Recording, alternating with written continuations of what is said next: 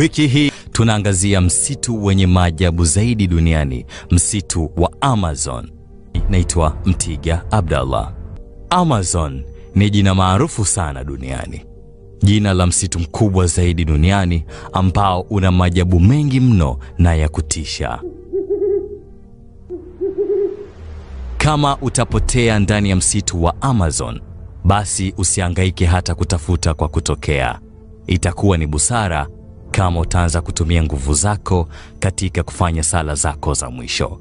Kwani ukubwa wa msitu wa Amazon ni mara 17 ya ukubwa wa nchi ya Uingereza ukiichanganya na Ireland.